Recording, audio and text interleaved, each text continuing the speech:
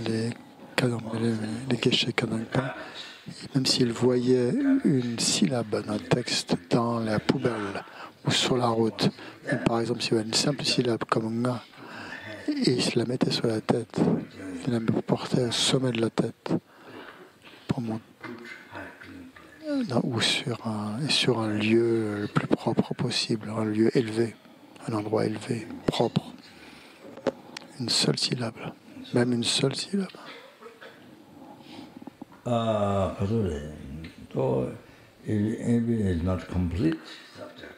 Même si ce n'est pas un sujet complet, s'il n'y a que quelques parties d'un texte, ça vous montre la voie vers l'éveil. Ne serait-ce qu'il y ait, même de simples mots. Donc il faut les respecter comme étant la parole du Bouddha. C'est la voie pour vous libérer du samsara, pour se libérer des voiles, des obscurcissements subtils, des shedrip. Donc vous devez respecter le dharma. On ne marche pas par-dessus, on ne piétine pas, on ne l'enjambe pas, les textes du dharma.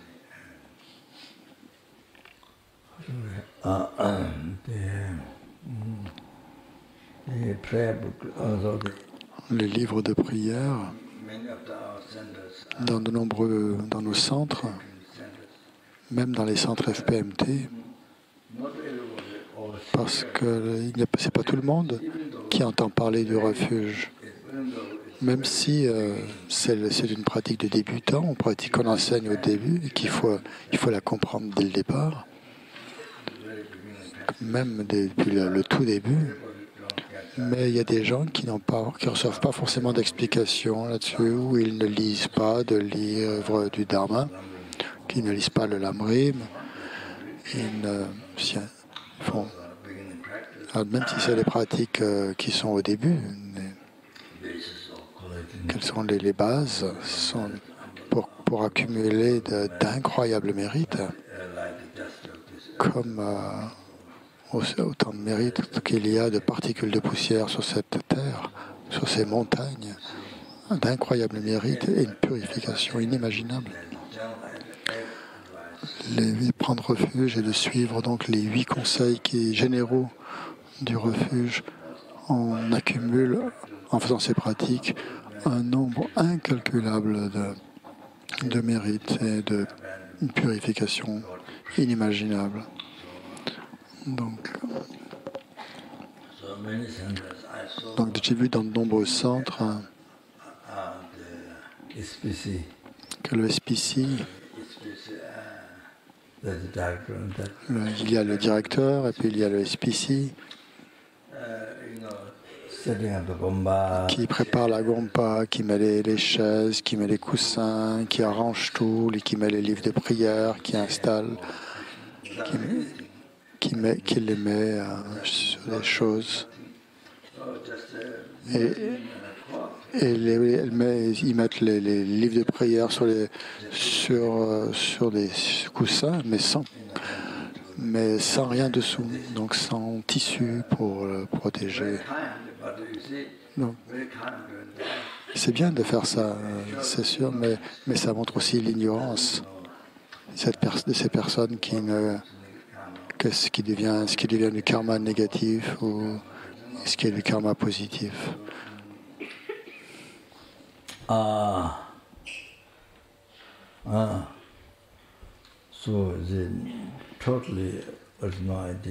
n'ont aucune idée. Donc ils mettent les livres comme ça, par terre ou sur un siège, mais sans tissu pour les protéger. Alors les gens qui viennent de l'extérieur, qui viennent apprendre le lamri, mais ils savent donc connaissent ces pratiques de base. Alors ils critiquent, ils disent, mais alors dans ces centres, ils ne connaissent rien, ils ne connaissent même pas la base du dharma. Ils étudient la philosophie, ils font des cours de philosophie, mais les pratiques de base, ils les appliquent même pas. Par exemple, à l'Institut de Lama Tsongkhapa, une fois, Kandrola est venu Elle n'avait pas été invitée par le centre, mais elle était c'était les moines qui l'avaient invitée. Donc elle était venue avec un attendant de Geshe Topten, ce qui était un enseignant résident pendant 3 ans à Boksa. Il a été très, très expert en philosophie, très érudit, et c'était l'ami de la Yeshe. Il était expert dans le Dharma. Donc il a enseigné pendant 3 ans à l'Institut Amatsongkhapa. Donc son attendant avait amené Kandrola pour lui montrer le centre. Et il y avait une compas de Chenrezi où il faisait des nunets, et il y avait une statue du Bouddha à ce moment-là qui était posée par terre. Il n'y avait rien sur le parc. Elle était juste posée par terre, mais il n'y avait pas de tissu. Kandrola n'a rien dit, mais elle s'est mise à pleurer. Elle s'est mise à pleurer en voyant la statue par terre, en voyant que le Bouddha était en fait sur un sol sale et qu'il n'y avait pas de protection. Donc elle n'a rien dit, mais elle a pleuré. Elle ne pouvait rien dire parce qu'elle n'était pas invitée dans le centre, elle n'avait pas été invitée. Une deuxième fois, donc, le centre l'a invité Kandrola, et Kandrola est venu.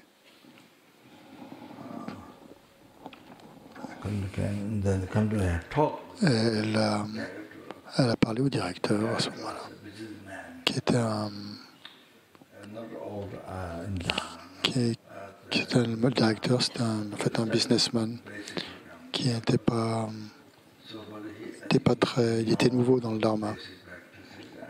Donc il avait étudié pour le Peba, mais je pense qu'il ne connaissait pas ses pratiques de base. Mais il a dit c'était juste temporaire, c'était juste avant de la mettre. La statue, elle n'est pas restée longtemps par terre. Ça n'a pas duré longtemps. C'était temporaire. Non, il n'y a pas de temps. On ne doit pas mettre une statue par terre. C'est pas parce qu'elle reste peu de temps que c'est OK. Donc on ne doit pas le faire, puis c'est tout.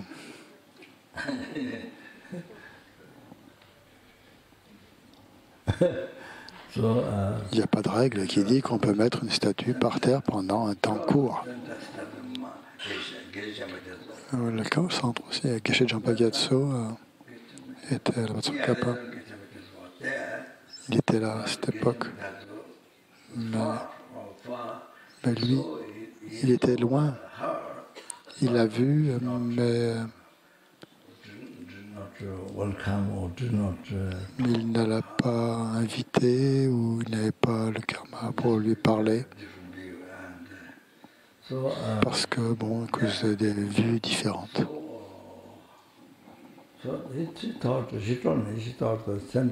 Donc elle m'a dit qu'elle pensait que dans ce centre, il n'y avait pas de refuge. Ils n'avaient pas le refuge dans ce centre. Même si c'était un centre Amatsongkhapa. Elle a pensé que dans ce centre, il n'y avait pas le refuge. Donc on ne faisait pas la pratique du refuge, même si ce directeur avait étudié le Peba. Et même le master, s'il y avait le Peba dans ce centre et s'il y avait aussi le master programme, il ne connaissait pas le refuge. Même si on y enseignait le master. Comment il s'appelait cet assistant? ICC? SPC. SPC. FDC.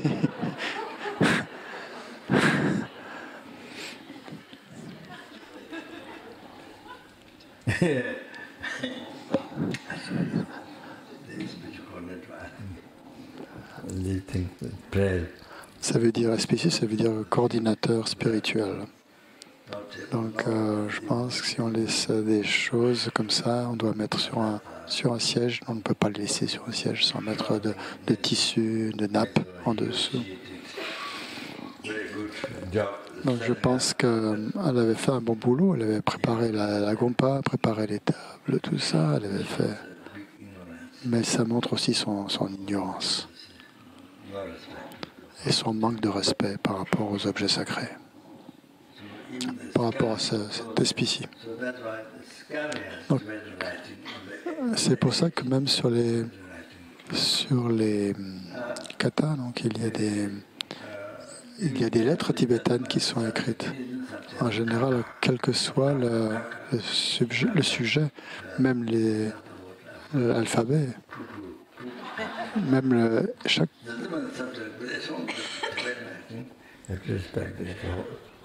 Même si le sujet, en fait, c'est du caca, il faut comment.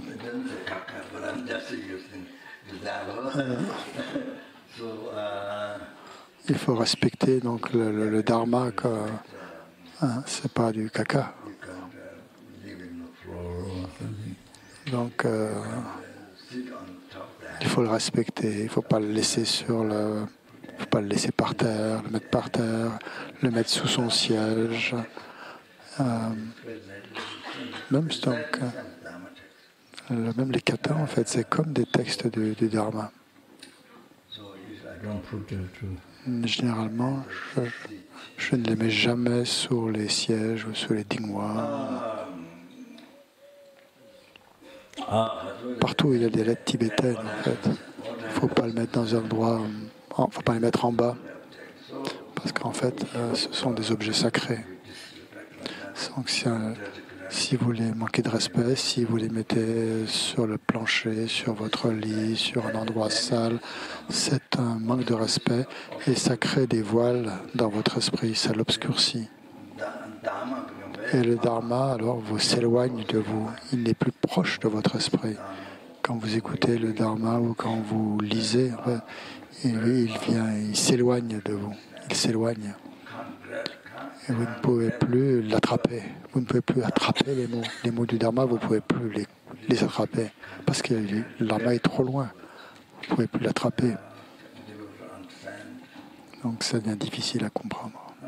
Le dharma devient difficile à comprendre. Donc quand vous dites des prières, quand vous dites des prières, vous vous endormez. Et donc c'est un des effets.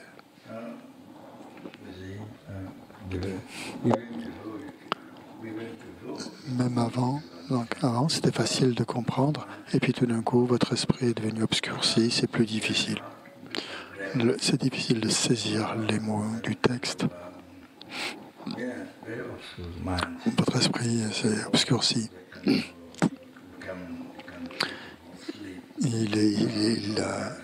Vous assoupissez quand vous écoutez les enseignements ou que vous entendez des enseignements ou que vous lisez. C'est bien vrai, mais quelque chose a dit oui.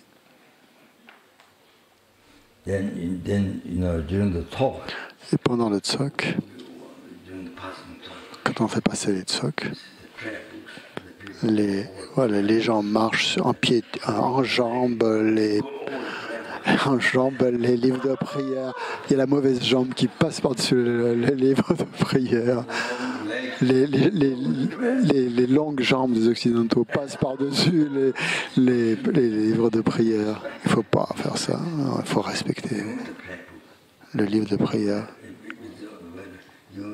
Quand vous voyez un livre de prière, il y avait quelqu'un qui... Il faut le bouger si vous voyez un livre de prière par terre.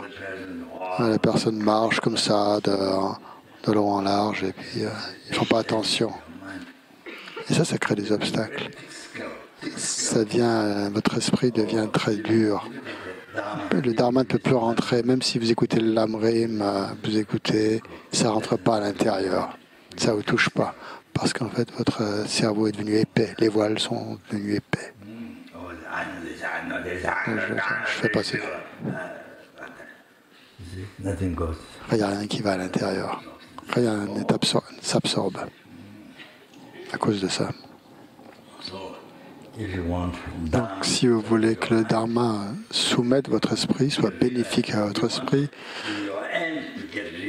Si vous voulez avoir des réalisations en discipline dans votre esprit et atteindre l'éveil, vous devez respecter les textes.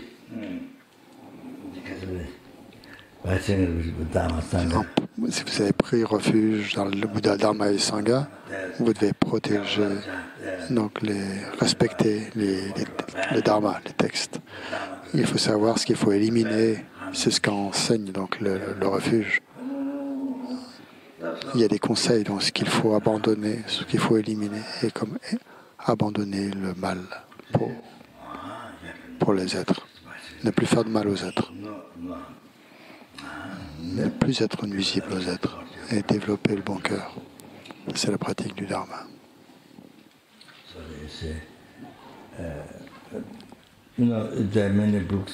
Donc il y a de nombreux livres où il manque des pages. Donc il faut les ramasser, ces pages, il faut les réunir et les mettre dans une enveloppe ou quelque part. Il ne faut pas les laisser comme ça. Au Sulukhumbu, les gens, c'est un endroit très reculé, mais on a une sorte d'endroit, donc un abri, donc une grotte où on est protégé de la pluie, comme un abri. C'est carré, c'est à peu près cette taille. C'est carré. Donc là, on met toutes les pages qui manquent. On ne doit pas les jeter, ces pages qui sont comme ça détachées des livres. On les met dans un endroit qui est réservé à ça et où la pluie ne tombe pas sur cet axe. C'est dans un abri. C'est comme un peu le trône c'est comme un stupa. Donc, même si c'est un endroit très reculé avec des gens primitifs, ils sont très respectueux des textes et du Dharma.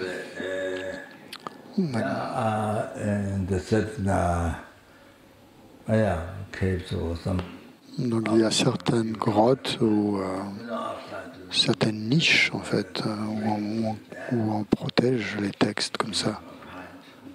Où la pluie, donc ils sont à l'abri, la pluie n'y atteint pas.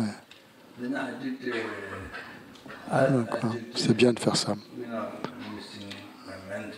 Donc par exemple, si on voit qu'il manque des mantras ou qu'il manque des pages, donc on fait des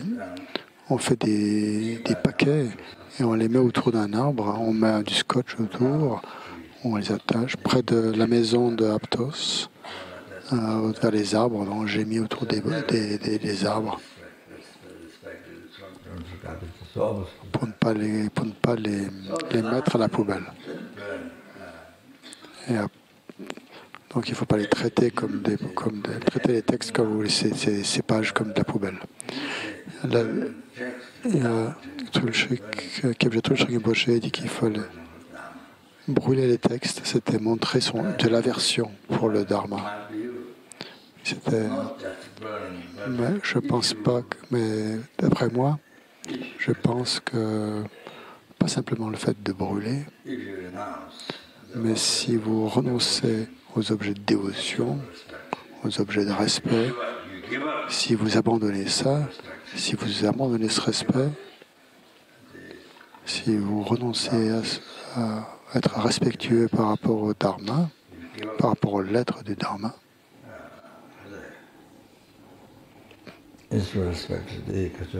si vous abandonnez ce respect, et qu'au lieu de respect, vous êtes dit irrespectueux, c'est-à-dire que vous n'avez plus de foi,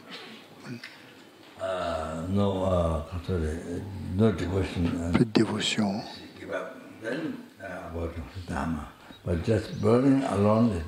Donc le simple fait de brûler, ça ne veut pas dire qu'on abandonne le Dharma. On abandonne le Dharma quand on n'a plus la foi dans le texte. Quand on brûler, si vous devez brûler, et donc la dernière chose qu'il faut faire, donc, parce que c'est difficile à garder, c'est penser que toutes les lettres deviennent A. et qu'elles s'absorbent dans votre cœur. Donc, quand vous brûlez, vous les textes, ces pages, vous récitez le sutra du cœur, vous mettez sur la vacuité. Vous visez que tous les mots s'absorbent dans la syllabe A qui s'absorbe dans votre cœur. Faites cette méditation sur la vacuité. Et donc si vous devez brûler, c'est la dernière chose à faire, donc de brûler les textes, mais si vous devez le faire, faites-le avec cette façon. Donc pour se protéger soi-même et les autres du karma négatif, lourd karma négatif, et pour atteindre des réalisations et l'éveil et se libérer du samsara, pour apprendre le dharma. Donc il faut éviter les obstacles, il faut se protéger des obstacles, se protéger soi-même et les autres des obstacles. Et en évitant d'être irrespectueux par rapport au dharma. Maintenant, l'anglais, il est partout. Les mots, l'anglais, c'est dans les chaussures, sur les chaussures, sur la route, partout.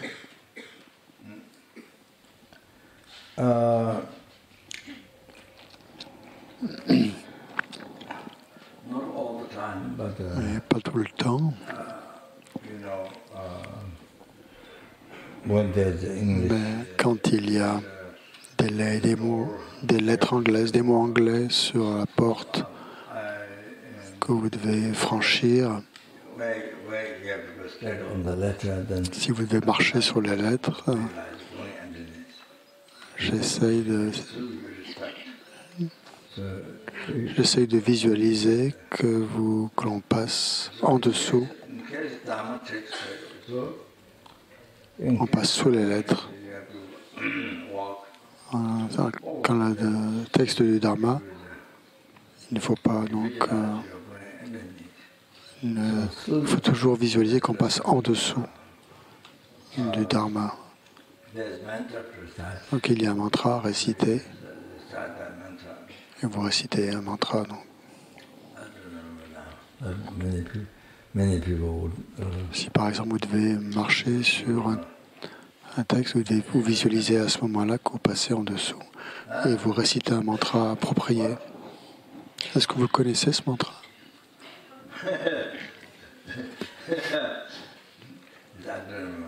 Je ne m'en souviens pas maintenant, mais il y a un mantra pour réciter. Par exemple, la stupa, il y a des par exemple, dans les stupas, il y a des drapeaux de prière et il y a de l'ombre. Et cette ombre, vous devez marcher dessus, vous ne pouvez pas faire autrement. Donc à ce moment-là, vous devez visualiser que vous passez sous l'ombre des drapeaux de prière. Parce que la stupa est un objet sacré, donc l'ombre des drapeaux de prière est aussi sacrée. Donc même ou sur l'ombre du maître aussi, si vous devez marcher sur l'ombre du maître, il ne faut pas le faire. Donc une fois, sa sainteté, on a été invité de nombreuses années, on l'avait invité à Delhi pour donner des enseignements à Tushita. Il était à Tushita. Donc je n'avais pas pu y assister, mais dans le passé, donc souvent, on recevait sa sainteté à Tushita. Donc on allait vers le bâtiment, on marchait sur les marches, et j'essayais de ne pas marcher sur l'ombre de sa sainteté. J'essayais de ne pas marcher sur son ombre.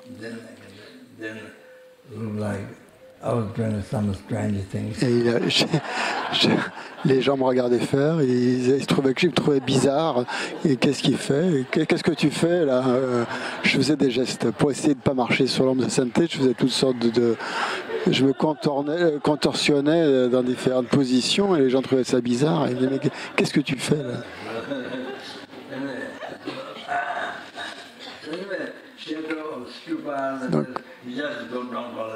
Donc l'ombre d'un stupa, l'ombre des drapeaux de prière, où il y a des drapeaux de prière. Donc même l'ombre de ces drapeaux de prière est sacrée et il ne faut pas marcher dessus. Hein, parce qu'il y a des mantras qui sont gravés qui sont écrits sur les drapeaux de prière. Om Benzabeka, Om Rajra, Om Vajra Akrama, Om Vajra Akrama. Donc, vous pensez que vous en avez besoin. Donc, si vous pensez que vous pouvez en avoir besoin, donc le réciter. Donc, si c'est le cas, vous pensez que vous passez dessous et vous récitez Om Vajra Vega Akrama Om.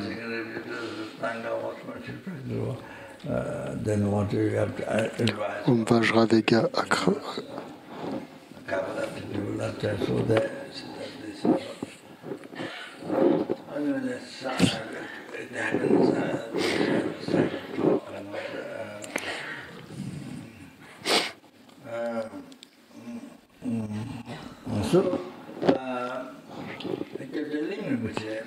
Kyabje Ling Rinpoche,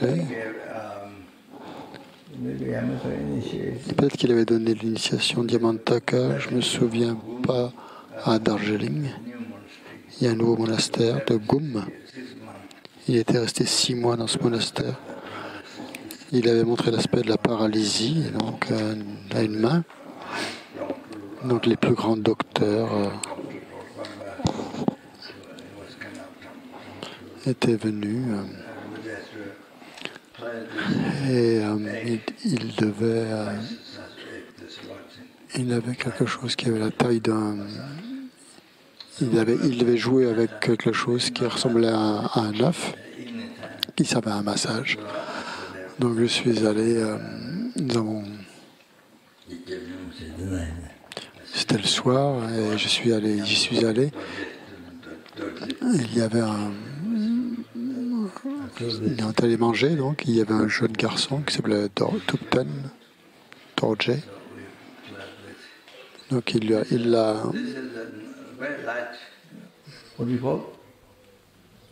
C'est quelque chose de. C'était une balle de ping-pong en fait. Je lançais une balle de ping-pong et elle est tombée sur la tête de Rinpoche.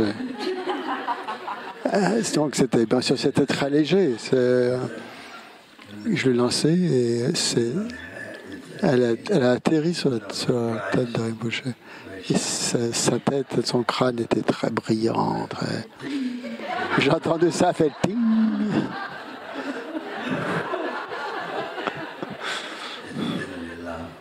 Et puis on a ri. Je pense que j'ai fait ça 2 ou 3 fois. Qu'est-ce que je voulais dire? Rinpoche, donc, pendant l'initiation, a dit que les moines, pas nécessairement les moines, mais même les gens, il dit qu'il ne faut pas utiliser de journaux dans les toilettes. Parce qu'ils n'avaient pas donc d'argent pour acheter des papiers de toilette. Ou ils n'avaient pas cette coutume, en tout cas, d'acheter du papier hygiénique. Ça ne faisait pas partie de leur mœurs. Donc les moines ou les autres gens, ils allaient et ils prenaient des papiers, des journaux en fait, pour se nettoyer dans les toilettes. Rinpoche leur a dit de ne pas utiliser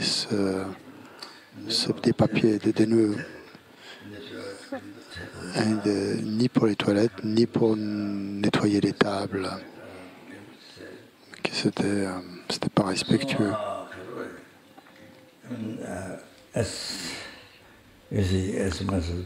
Donc autant que possible,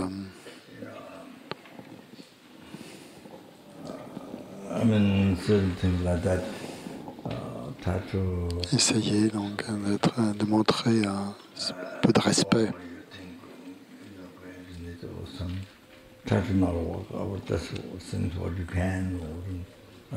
Donc faites ce que vous pouvez pour éviter donc, de marcher au-dessus des textes et penser que vous passez dessous.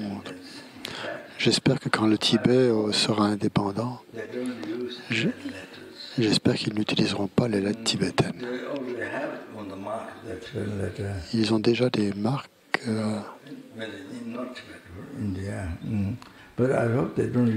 J'espère qu'ils n'utiliseront pas les lettres tibétaines sur les routes, comme on voit en Occident, en fait.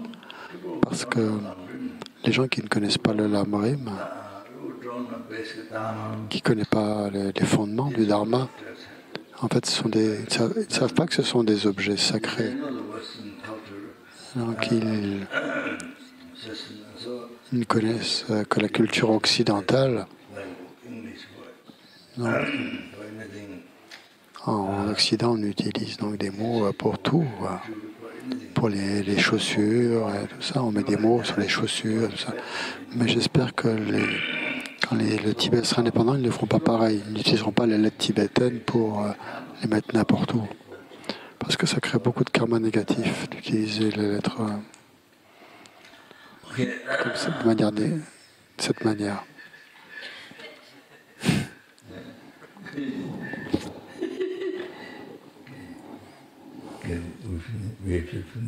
Il faut qu'on finisse les prières.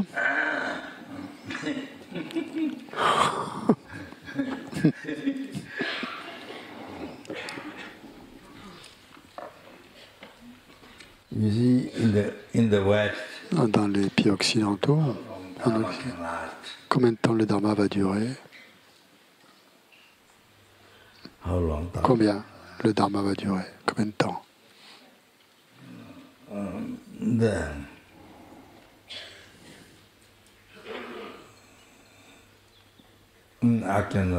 Je ne peux pas le dire précisément. Donc ça, il faut avoir des réalisations, le renoncement, savoir comment suivre un maître spirituel, le tantra. Bien sûr, il y a des gens qui ont ces réalisations, qui ont le renoncement, qui ont la bodhicitta, qui ont la vue juste. Je suis sûr qu'il y a des gens comme ça, mais la majorité, parce que la vie qu'on mène dans les pays occidentaux est extrêmement chère. Il n'y a pas de manière bon marché de vivre. Par exemple, en Inde ou au Népal, on peut vivre dans une grotte, on peut vivre d'une manière simple et économe. Mais en Occident, ce n'est pas possible. Ici, donc, la situation, ce qu'on doit faire, ce qu'on ne peut pas faire, c'est compliqué. Donc, les styles de vie, c'est très très cher ici. Donc, on n'a pas le choix. Il faut qu'on travaille dur, jour et nuit, pour pouvoir survivre, pour pouvoir vivre. Donc ça ne nous laisse pas beaucoup de temps pour méditer.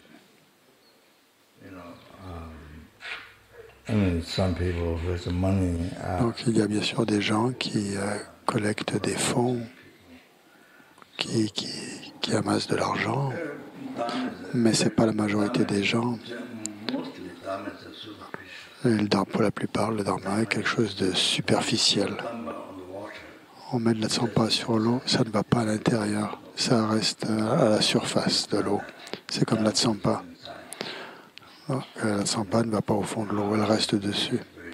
Donc le Dharma, c'est pareil, il reste en surface et il ne va pas au fond, comme la tsampa. Pour que le Dharma dure longtemps en Occident, il faudrait que, comme au Tibet, au Népal, il faudrait qu'il y ait des pratiquants comme Milarepa. Ces pratiquants ont supporté de telles difficultés dans la maison ou dans leur grotte. Ils ont souffert de grosses difficultés pendant des années pour pratiquer, pour méditer. C'était très dur. Et alors, ils ont eu des réalisations.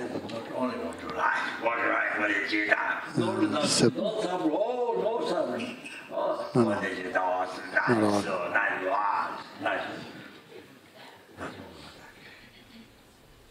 you don't get real. You don't get even the foundation, Guru devotion, the Singing Tensu, and the renunciation Buddha's right. You don't get to this foundation. You have the renunciation. pour la base, en fait, c'est le renoncement. Donc. Et à partir de là, on peut avoir la bodhicitta. On ne peut pas avoir la bodhicitta comme ça, c'est parce qu'on le veut, qu'on le désire, qu'on le souhaite. Il faut déjà le renoncement pour avoir la bodhicitta. Et aussi pour la vacuité, donc il faut avoir de bonnes empreintes du passé. Il faut lire, il faut avoir reçu beaucoup d'enseignements sur la vacuité. Il faut avoir beaucoup médité. Alors c'est facile si on a ces empreintes qui sont sur l'esprit. Alors c'est facile de réaliser la vacuité. Si on ne les a pas, c'est beaucoup plus difficile. C'est très Kurpan Rinpoche qui a dit ça. Ça dépendait surtout de nos empreintes du passé. Les personnes donc, qui ont des difficultés pour réaliser la vacuité, c'est parce qu'ils n'ont pas mis des empreintes dans les vies passées. Donc au Népal, il y a beaucoup de méditants donc, qui vivent au Népal, aussi bien des gens ordonnés, des religieux que des laïcs, et dans le passé aussi. En Inde, tous ces yogis, tous ces pandits, Naropa, Tilupa Naropa, Sara, les 84 Mahasiddhas, ils ont supporté d'incroyables épreuves dans leur pratique. Et à ce moment, ils ont obtenu des réalisations, mais il faut que ce soit correct. Il faut que la base soit correcte. Et la base, c'est de suivre la vie spirituelle correctement. C'est ça la base. Sinon, c'est comme à des jeux d'enfants. Ça devient des jeux d'enfants. On s'amuse comme des enfants. On ne peut pas obtenir des réalisations comme ça. Il faut l'amrim. Donc il faut la base. Suivre correctement l'ami vertueux. Donc, comment c'est arrivé au Tibet, en Népal, tout ça, pour que le bouddhisme dure longtemps en Occident. Il faut les bases. On est au Tibet, au Népal, en Inde pendant des années. Ces méditants, bodhisattvas, ont pratiqué correctement, en suivant correctement le maître spirituel et avec une foi incroyable. Et quels que soient les aspects qui montrent, il faut user une dévotion stable, incroyablement stable.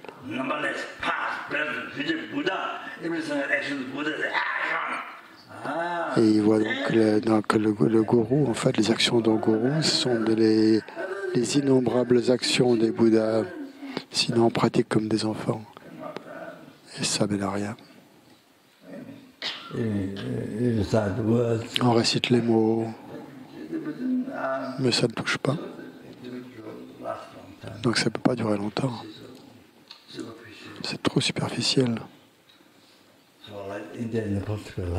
En Tibet, Népal, en Inde, ça a duré longtemps parce qu'il y avait cette foi et les réalisations du bouddhisme. C'est pour ça qu'il est resté stable si longtemps. C'est grâce à ça. Désolé de parler si longtemps. Kandrola aussi a dit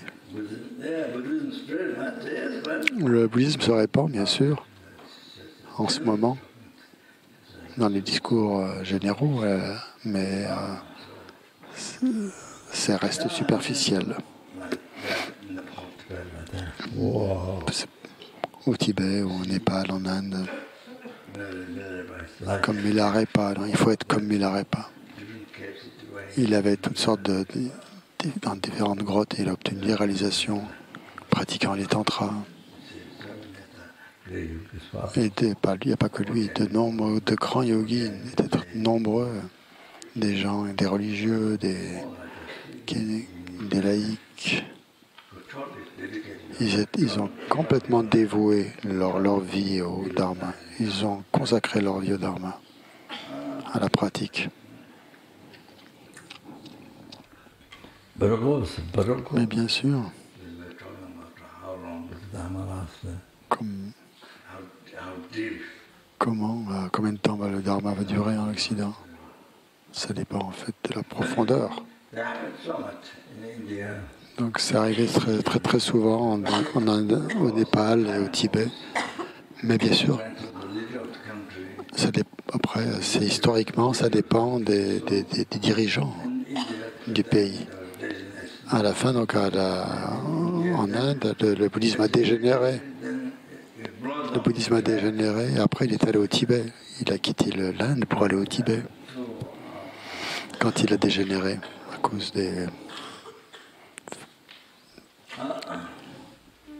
phénomènes historiques.